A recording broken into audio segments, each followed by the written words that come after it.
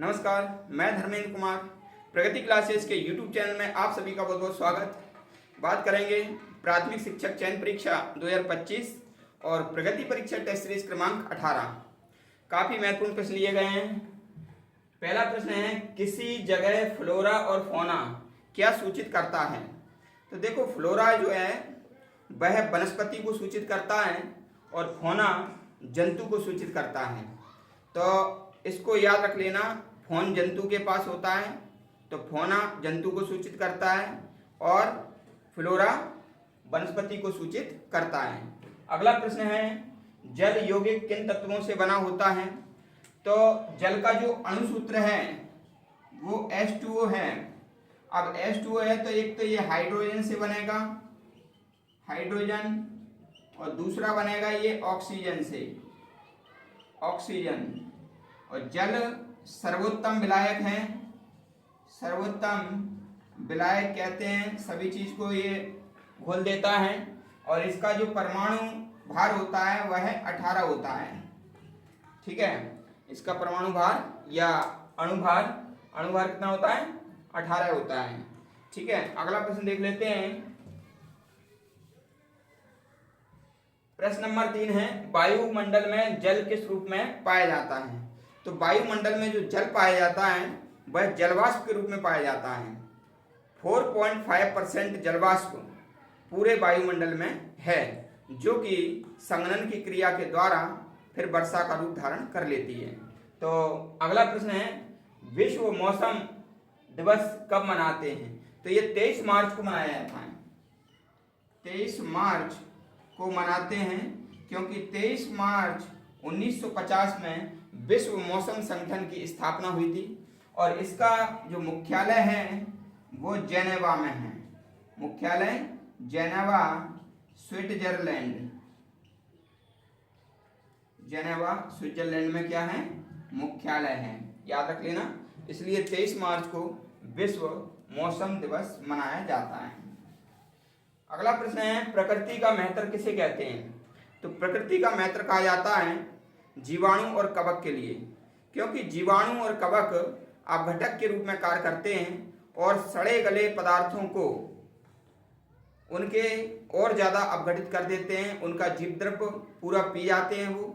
इसलिए प्रकृति में दुर्गंध नहीं आती है और प्रकृति को वो स्वच्छ बनाए रखते हैं। इसलिए जीवाणु और कवक, जीवाणु और कवक ये प्रकृति के महत्व कहे जाते हैं, यानी कि इसके वेंजर ऑफ नेचर। लेकिन यदि अगर क्वेश्चन आता है प्रकृति का सफाई करता या प्रकृति का अपमार्जक किसे कहते हैं, तो उसमें आ जाएगा आंसर क्या? गिद्ध। ठीक है, गिद्ध क्या है? प्रकृति का अपमार्जक, अपमार्जक ये गिद्ध है या सफाई करता। और ये क्या है? प्रकृति का महतर, जीवाणु और कवक। दोनों अलग अलग प्रश्न हैं। अगला प्रश्न है हमारा, विश्व की सबसे बड़ी प्रवाल भित्ति कहाँ पाई जाती है? देखो, प्रवाल भित्ति सबसे बड़ी पाई जाती है ऑस्ट्रेलिया में। और ऑस्ट्रेलिया के क्वींसलैंड जो तट है, देखो उत्तर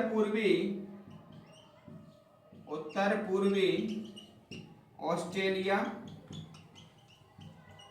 में पाया जाता है ये विश्व की सबसे बड़ी प्रवाल भित्ति। ठीक है, यहाँ पर मूंगा चट्टान है, सबसे बड़ी मूंगा चट्टान है यहाँ पर। और मूंगा चट्टान में मोलस्का समूह के जंतु रहते हैं। और ये जो सबसे बड़ी प्रवाल है, ये प्रवाल भित्ति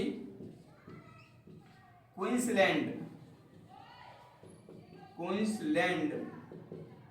तट पर है। ठीक है, क्वींसलैंड तट कहाँ पर है? ये ऑस्ट्रेलिया के पास में है। तो ऑस्ट्रेलिया, उत्तर पूर्वी जो ऑस्ट्रेलिया है उसके पास में क्वींसलैंड तट है, वहां पर ये विश्व की सबसे बड़ी प्रवाल भित्ति पाई जाती है। क्वेश्चन आ चुका है एसएससी में, इसलिए आपके भी एग्जाम में आने की संभावना है। अगला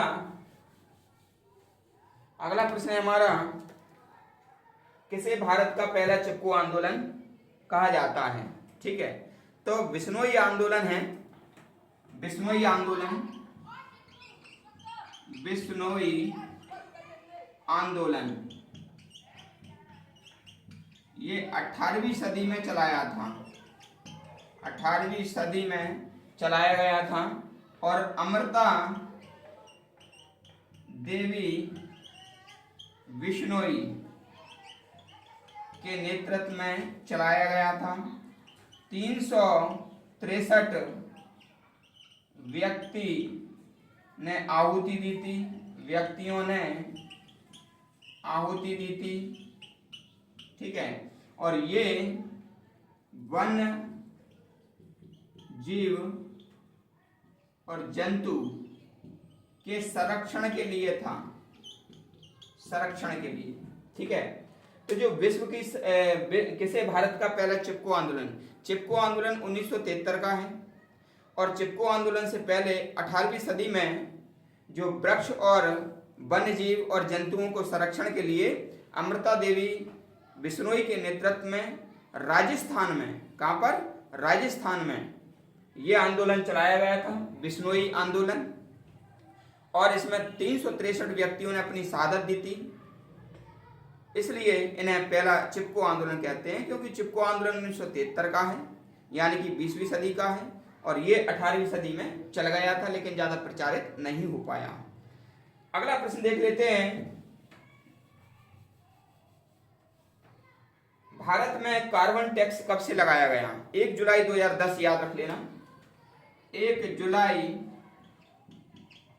2010 पहला कार्बन टैक्स की शुरुआत यहाँ से की गई थी। और कार्बन टैक्स लगाया जाता है क्योंकि कार्बन की ज़्यादा उत्सर्जन न हो, पर्यावरण संतुलित रहे और पर्यावरण स्वच्छ रहे, इसके लिए कार्बन टैक्स की शुरुआत 1 जुलाई 2010 में कोयले की खदानों में, है ना, अन्य जहाँ से भी कार्बन निकलता वहाँ पर ये टैक्स लगाना शुरू हुआ था।